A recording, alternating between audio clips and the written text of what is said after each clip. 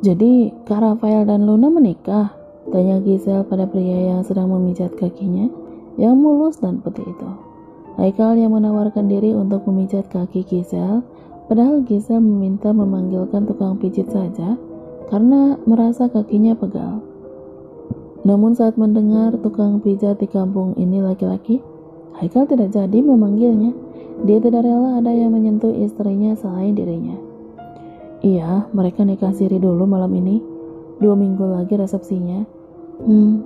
Semoga Kak Rafael bisa mencintai Luna dan melupakan istriku yang gengsian ini. Ih, Gisel mendengus kesal. Lalu kapan resepsi pernikahan kita?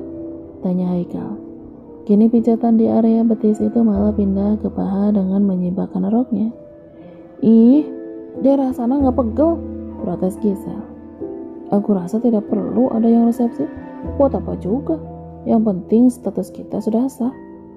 Memang kamu gak mau nikah mewah? Enggak, aku sebagai istri mau belajar berhemat. Haikal terkekeh saat mendengar kata hemat. Ya ampun Gisel sayang, bilang aja kalau kamu mau apa dan mau beli apa, aku pasti akan membelikannya. Kamu mau minta uang berapapun juga pasti aku kasih. Ya walaupun aku tahu kamu punya banyak uang. Tangan Haikal semakin nakal malah menelusup masuk ke kain segitiga, menyentuh sesuatu yang lembab dan begitu lembut. Haikal, protes Gisel dengan nafas tersengal. Sesuai dengan janji, Haikal hanya melakukannya satu kali. Dia tidak ingin Gisel merasa kelelahan. Haikal memposisikan dirinya tidur di samping Gisel. Tiba-tiba Gisel memeluk tubuhnya dengan manja, menenggelamkan kepalanya di dada Haikal yang bidang. Tubuh mereka hanya ditutupi selimut saja. Haikal? Haikal masih kaget karena Gisel memeluknya begitu erat. Kamu ingat boneka dan cincin kafel yang kamu kasih ke aku? Aku ingat. Kamu bilang sudah membuangnya, bukan? Aku bohong. Boneka dan cincin itu ada di lemariku di apartemen kita. Haikal terperangah senang mendengarnya. Yang benar kamu?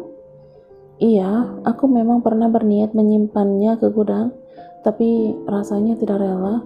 Mungkin karena aku merasa sangat menyukai boneka itu. Makanya saat kita pindahan, aku memutuskannya memasukkan ke dalam koper. Aku mengeluarkan boneka itu di malam hari. Setiap tidur, aku memeluknya. Haikal tersenyum lebar. Mulai sekarang, aku saja yang peluk. Kita akan saling berpelukan setiap malam, setiap kita tidur.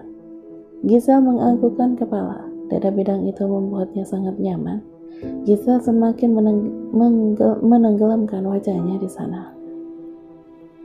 Mereka tidak tahu bahwa di villa sebelah, Vira sedang uring-uringan, menyesal kenapa harus bertanya begitu ke Gisel. Di kamar sebelah Gisel dan Haikal, di villa. Malam ini Raymond tidak bisa tidur karena bagaimanapun dia seorang kakak merasa syok tiba-tiba adiknya menikah secara dadakan. Tadinya dia akan menghajar Rafael jika Rafael macam-macam kepada adiknya.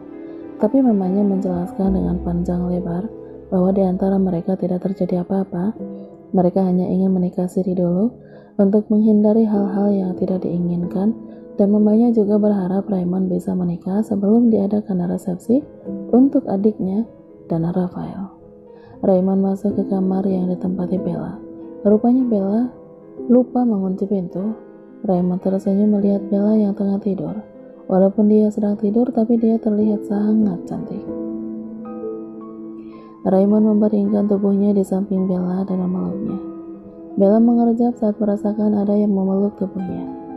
Raymond, kenapa kamu di sini? Ayo kita menikah. Aku akan meyakinkan ayah kamu. Aku mau kita segera menikah, bukan karena keduluan sama Luna, tapi aku ingin hidup bersama dengan kamu.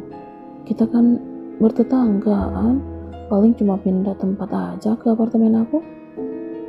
Kamu yakin sanggup ketemu sama ayahku? Tentu saja. Bella dan Raymond jadi gagal fokus mendengar suara erangan nikmat di kamar sebelah. Mungkin mereka pikir kamar di villa ini kedap suara, merasa dunia hanya milik mereka berdua, yang lainnya pindah ke Konoha. Wajah Bella jadi merah merona mendengar suara itu. Apalagi sekarang dia sedang bersama Raymond di kamar. Ray, lebih baik kamu keluar, Gi. Bella malah mengusir Raymond. Yah, kok diusir sih? Jadi mau kayak seperti mereka. Luna juga sekarang pasti lagi menikmati malam yang indah bersama Rafael. Ih, belum saatnya. Bella refleks mendorong Raymond sampai Raymond terjatuh ke lantai. Ah, pinggangku. Raymond memegang pinggangnya. Bella mengambil raket nyamuk di atas nakas. Awas ya, kalau kamu mau macam-macam. Bella menyelangkan raket nyamuk ke udara. Aku akan menghajar kamu dengan ini. Astaga, punya pacar kok galak amat. Gak kebayang malam pertama kita nanti kayak apa. Raymond terpaksa berjalan melangkah keluar. Namun tiba-tiba dia membalikkan badannya dan menghampiri Bella, kembali memegang erat tangan Bella yang sedang memegang raket nyamuk. Jadi Bella tidak bisa memukulnya. Bella sangat shock dengan perlakuan Raymond kepadanya yang secara tiba-tiba. Raymond mencium Bella dan menyesap bibir manisnya. Hanya sebentar, dia menatap kedua bola mata Bella.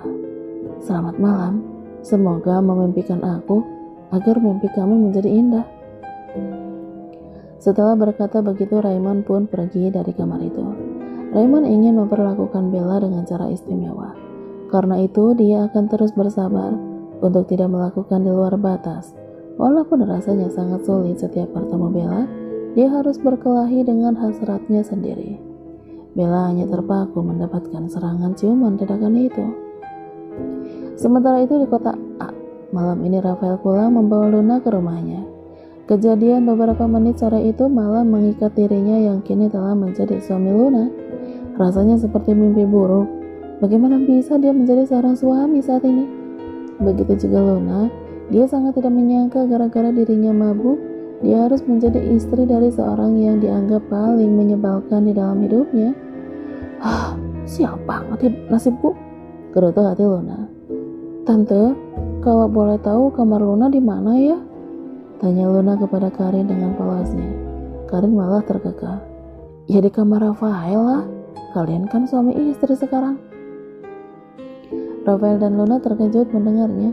Mungkin karena belum siap tiba-tiba harus tidur bersama lawan jenis dalam satu kamar. Bukannya kamar di sini banyak ya tante? Luna ingin tidur terpisah dengan Rafael. Mulai sekarang panggil tante mama ya. Karin ingin Luna memanggilnya mama. Oh iya mah. Rafael mendukung keinginan Luna. Iya mah, di sini kan ada banyak kamar. Rafael belum terbiasa kalau harus tidur berduaan dengan cewek. Ya ampun, kalian itu gimana sih? Sama-sama malu tapi mau. Bukannya kalian harusnya seneng, sudah dirisahkan, jadi bebas. Malu mau melakukan apa saja tanpa takut merasa berdosa. Karin tidak mengerti dengan jalan pemikiran anak dan orang yang menjadi menantunya ini. Rafael terpaksa membawa Luna masuk ke dalam kamar. Ini semua gara-gara kamu. Kenapa harus ada acara mabuk segala? Bentak Rafael begitu sampai di dalam kamar. Lah kok aku jadi disalahin sih? Apa sore tadi aku meminta bantuan kakak Rafael? Enggak kan? Luna tidak terima dibentak seperti itu. Harusnya kamu berterima kasih karena aku yang menolong kamu. Luna malah tersenyum. Dia berjalan mendekati Rafael, membuat Rafael refleks mundur dan punggungnya mentok di dinding. Dia takut Luna akan menerkamnya lagi. Luna memandangi Rafael yang jaraknya sangat dekat dengannya. Kakak naksir aku ya? Sampai segitunya menolong aku. Rafael malah menyentil kening Luna. Aduh, Luna memegang keningnya yang disentil oleh Rafael. Biar kamu bangun dari mimpi kamu. Aku gak akan pernah naksir kamu dan tidak akan menginginkan tubuh kamu itu, oke? Rafael mengatakannya sambil berjalan ke atas ranjang.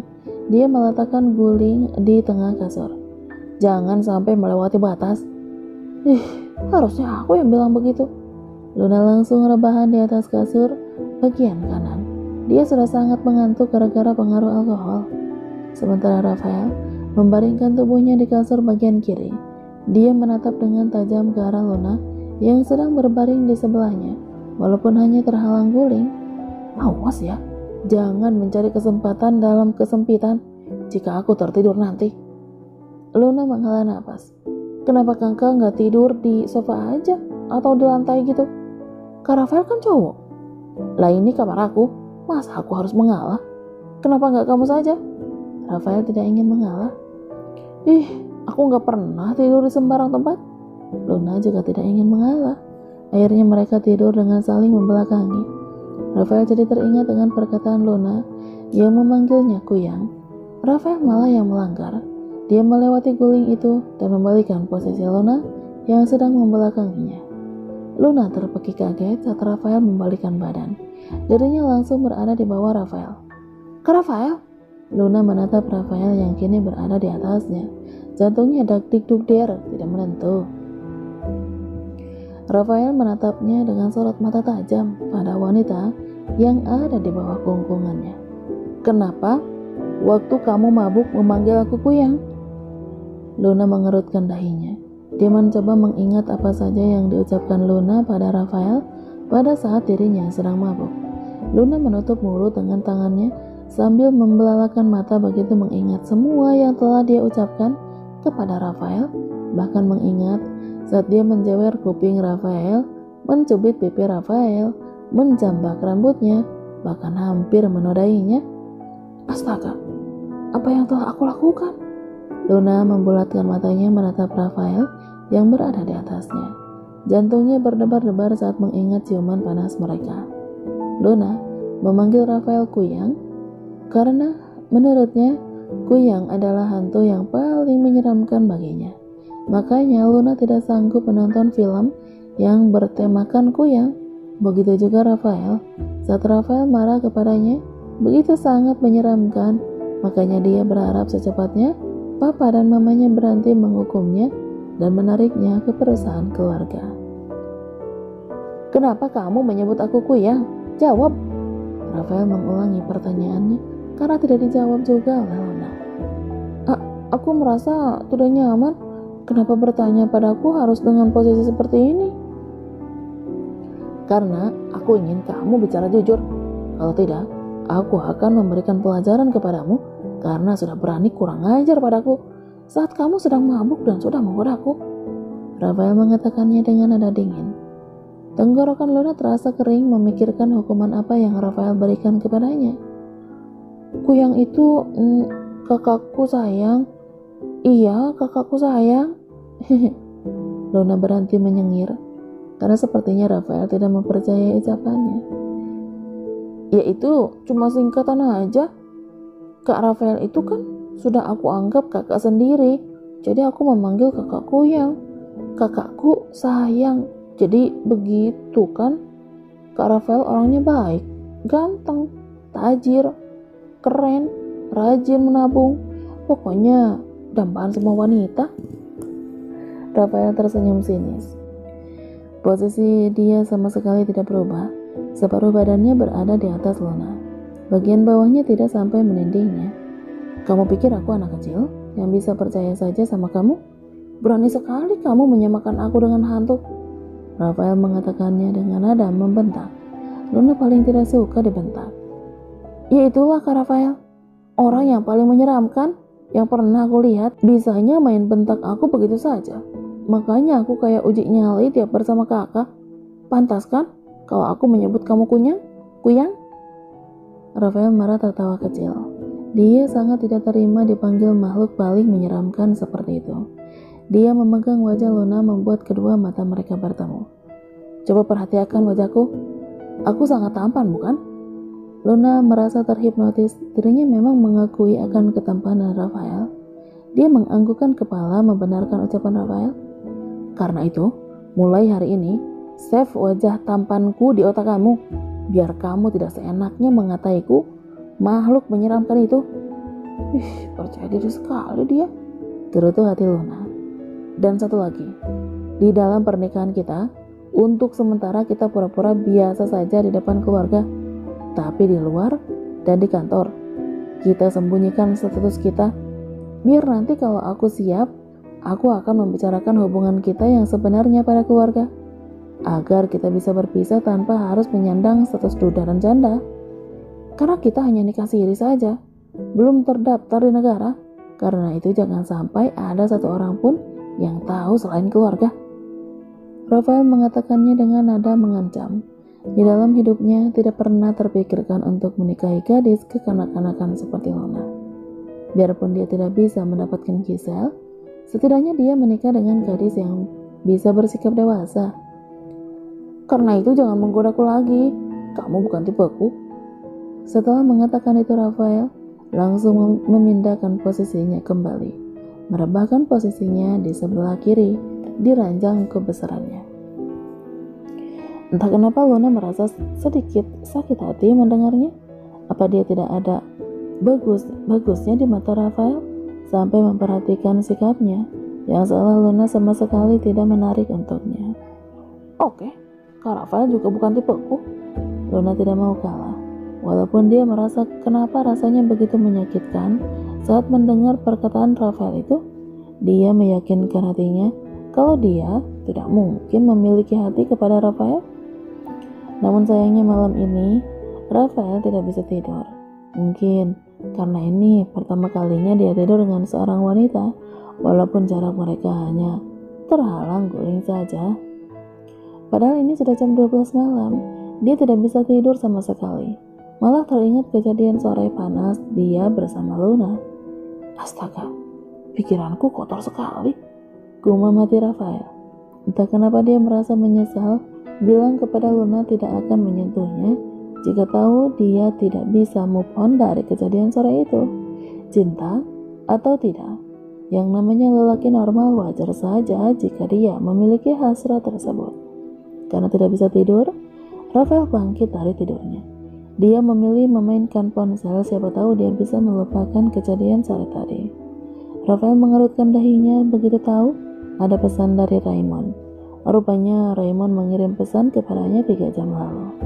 Mungkin ponselnya memakai mode senyap, jadi tidak terdengar saat mendapatkan pesan. Dia dan Raymond memang saling mengenal karena kedua orang tua mereka bersahabat. Pernah sempat akrab juga, namun karena perbedaan sifat mereka, tidak bisa berteman dekat seperti Raymond dan Haikal. Tolong lakukan dengan pelan, jangan sampai membuat adikku sakit. Pikiran Rafael jadi traveling begitu membaca pesan dari Raymond. Raymond mengirim pesan seperti itu karena dia tidak tega jika Luna kesakitan di malam pertamanya. Tahan Rafael, kamu cuma butuh 1 bulan untuk menahannya. Jangan sampai tergoda oleh kemolekan tubuh Luna. Dia bukan tipemu, oke? Rafael membaringkan tubuhnya kembali. Dia tidak sengaja menghadap ke kanan sehingga bisa melihat dengan jelas Luna yang sudah tidur menghadap ke arahnya. Begitu terlihat cantik wajah Luna. Bahkan karena Luna sedang tertidur, dia bisa melihat lebih lama wajah Luna. Dia memperhatikan di setiap inci wajah Luna. Rafael langsung mengusap wajahnya. Dia segera bangun dan memilih tidur di sofa yang ada di kamarnya itu.